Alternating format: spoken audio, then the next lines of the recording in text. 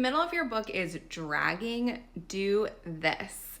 So I'm Charlotte, I am a book coach and developmental editor, and if you've ever gotten to the murky middle or the messy middle of your book, being like, man, I started with a bang, I know where I want to end my book, it's going to be amazing, but damn, I'm stuck in the middle of this book and it's dragging and I'm not really sure how to get from here towards the end. There are 3 different areas that you could focus to make sure that your middle doesn't lose your readers or maybe even lose your interest in writing your book.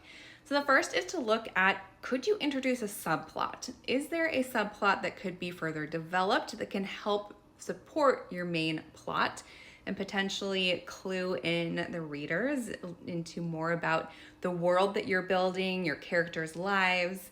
So look at, is there something that could be developed there? It could be a romance, it could be other characters that know things that maybe your main character doesn't know yet.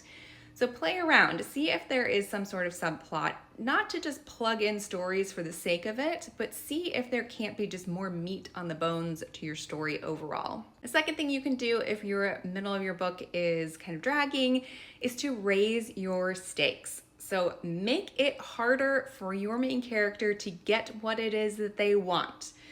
Put more obstacles in the way.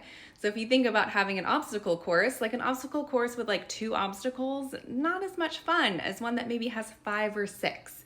So this doesn't mean you need to have 5 or 6 obstacles in your book, but just think about, is there something else that could happen that could get in the way that could make this a little bit harder and a little bit more interesting for your main character to get from the middle of your book to the end of your book. The third thing to do if the middle of your book drags is to revisit your character arc.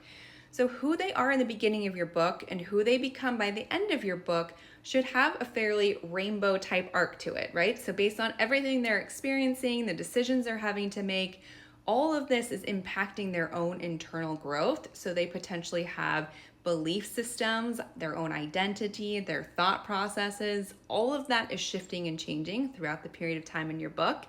So take a look at that again. Is there something that could be shifted or changed? Or maybe there's only one belief they're changing, but maybe there's another they could. So look at how could some of the events in the middle of your book push this character to potentially change their perspective on the world as they know it.